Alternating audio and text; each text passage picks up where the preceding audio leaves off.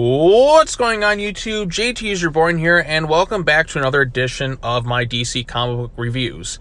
Now, you might be wondering, why am I talking about Titans issue number 11? Well, that's because this is the first part in a 4-part crossover event that ties back into Teen Titans. And since I've been covering every issue of Teen Titans, my plan is to get every single issue. I also feel it necessary to talk about the crossovers that took place. So, last Teen Titans review I did, in terms of like where this previous issue was Teen Titans number 7, and now I'm going to be going into this one, and then this ties back into like the next issue, which is Teen Titans 8, and then after that there's a Deathstroke issue, and then it concludes in a special issue for the Titans annual book. But anyways, this is the first part in a storyline known as the Lazarus Contract, where Slade Wilson steals the powers of a speedster to go back in time to save his son Grant Wilson's life.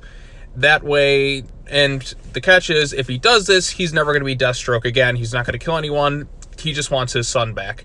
So we come to find out later on that Dick Grayson had made a contract with him and all this other stuff. We'll get into that more as we get into the other issues, but we'll kind of cover this one first. This one was written by, was it Dan Abnett? I think the other issues were by Percy and Christopher Priest and all that. This is a crossover thing, so I'm going to talk about this. Then we'll move into the next thing. Again, this is a 4-part crossover, and the Teen Titans come in the next issue more so, although this one kind of has one that shows up at the end of this. But as you can see in the cover there, you have Donna Troy, you have Nightwing, you have Beast Boy, you have Damian as Robin. Man, just kind of looking at this, I'm kind of sad, just seeing how far the universe has gone downhill from the start of Rebirth. I mean, I enjoy elements of the Lazarus Contract, but I do have some gripes here and there, and we'll get into those in a second. Look at this, War of Jokes and Riddles. Look how long ago this was, Lazarus Contract. So again, as the issue begins, we have a flashback to the original Titans. We see, Grant Wilson there? We see Grant Wilson's here, and he's ready to basically kill Dick Grayson. And so you have Roy and all that. But he ends up having basically a heart attack and dies due to the procedures that Hive did on him.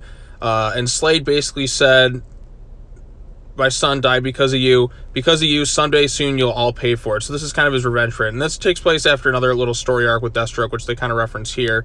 Because Slade was blind. Yeah, that's right. Back in the Deathstroke Rebirth thing, he went blind for a couple issues, and they had like some surgery or whatever to get him his eyesight back. And while he was unconscious, he was thinking things about his son Grant, and it's been all that's been on his mind, and he just kind of wants to rectify that. So that's kind of the next thing. And then we cut to the Titans here. So as we got the roster here, Omen, we had Arsenal, Roy Harper, we had Tempest, Donna Troy, Nightwing, and we had Wally West. There's 2 Wally West in this crossover thing. So there's Wally West, Wallace West. But basically, this kind of takes place after a couple issues of Titans. Again, it's been a while since I read Titans. I'm really just kind of focusing on this specific crossover. But basically, during this mission, Wally West, the red-haired Wally West, just kind of gets kidnapped. And he starts revealing things about time travel and the Speed Force and information about the Titans. And it turns out he's been captured by Deathstroke, who wants to use him to go back in time and rescue his son, utilizing the Speed Force. And the other Titans are there like, hey, maybe something else happened. Look at this, Manhattan Tower. I wonder why Titans got canceled, like, this run before Teen Titans did. Well, really, I feel like the problem with that book is they got rid of Dick Grayson and had the Rick Grayson, amnesia thing, and it kind of just went there, and then that was pretty much it. But I thought the Titans run was just kind of all right. I was more interested in Teen Titans than I was, this group of Titans. Again, some really great characters in there. I'm a big Dick Grayson fan, so of course I had to read it. I liked Roy Harper and that. Donna Troy. Not as familiar as some of the other characters, but it was kind of neat. But anyway, so Dick gets questioned about it, and basically he's like, oh, I don't know what's going on. But then we, come to find out that Dick Grayson lied about it, which we'll come to find out in later issues, that there was something that went on between Dick Grayson and Slade Wilson, where he talked about this whole situation. And then Slade Wilson tries to talk to Wally about it. Wally's like, no, as much as it would be nice to go back in time to save somebody and change things, the consequences are far too great. I mean, this is a character who, at the beginning of Rebirth, who was pulled out by Barry Allen and he had been trapped in the Speed Force. He had memories of forgotten time, and he knows the consequences of time travel. Like, because Barry Allen in time travel screwed up a lot of things. That's how the whole New 52 began. So he's like, no, we aren't doing this. As much as I want to go back and change things, I physically can't. It causes too many problems.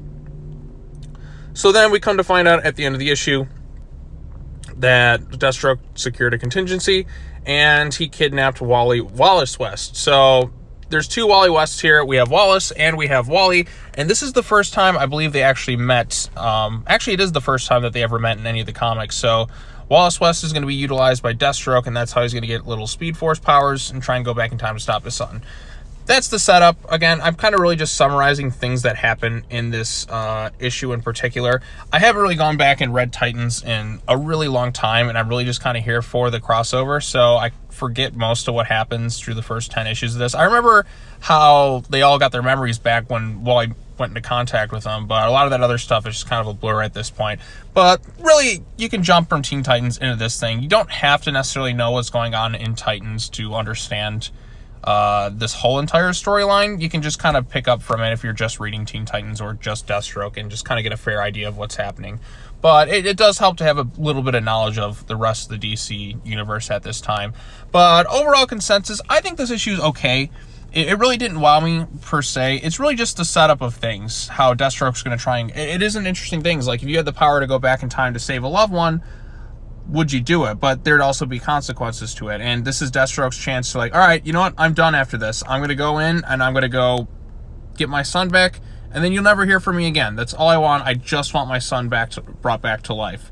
They could have used the Lazarus Pit or maybe some other means to do so, but I understand the whole time travel angle with Hive and, you know, stopping his heart and everything like that. Because Deathstroke, it's the Christopher Priest run. I've talked about this before in other Deathstroke issues that I've covered on the channel.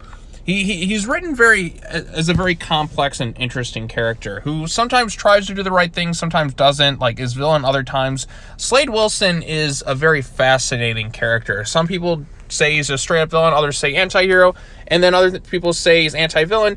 You could kind of go a lot of different directions with Slade. He's just a very complex and interesting and badass character. He's definitely made some really questionable decisions in his time as Deathstroke, but he also has a family. He also has his own kind of strange moral compass at times. He is a very fascinating character, and the Priest run does a really good job. For the most part, there's some arcs that I really didn't care for. The Deathstroke vs. Batman one I felt was a complete waste of time, and it really could have just been stopped with just one simple conversation, but they dragged that thing on for several issues, and it was really kind of annoying. And the whole, like, who's the father? Who's the father? Who's the father? Man, that thing went on for, what, like 6 months? Oof, that was a rough one to get through. But overall, this issue of the Lazarus Contract Part 1, it's a decent setup, and it leaves you kind of wondering and anticipating what's going to happen next, which is why in the next issue, which will be Teen Titans number 8, I believe, as we kind of go through. Look, there's ads for Wonder Woman. So as you can see right here, it's continue next week in Teen Titans number 8. I remember when I was first reading this, and this is kind of like when I was getting back into like reading DC comics again, I was kind of confused because there was really no, like, because at the end of the previous issue of Teen Titans, it doesn't tell you that, hey, the next story arc begins in Titans issue this. Like, I was on the second part of the Lazarus Contract. I'm like, where the hell is the first issue? And then I'm like, oh, I have to go back and read this other thing. I was clueless. I had no idea because the previous issue didn't do a good job telling me, hey, this Lazarus Contract storyline picks up in Teen Titans, or Titans issue number 8. Or what were we at? Issue number 8? Issue number 10? Picks up in issue number 10. I'm sorry. Again, that was kind of an issue, or issue 11, I should say. So, yeah, that's what's up. But anyways, what are your thoughts on the Lazarus Contract Part 1, Titans issue number 11? I don't plan on covering the other Titans issues. I'm mostly focused on Teen Titans because for completion purposes, I feel like I need to talk about every issue in regards to that run and the crossover. So let me know what you thought of this issue in the comment section down below, and I really appreciate everybody watching this video. Be sure to hit the bell for notifications, like it, share it with your friends, subscribe to the channel, all that fun stuff. As always, take care now, bye-bye then, and I will see you all in the next video. Peace.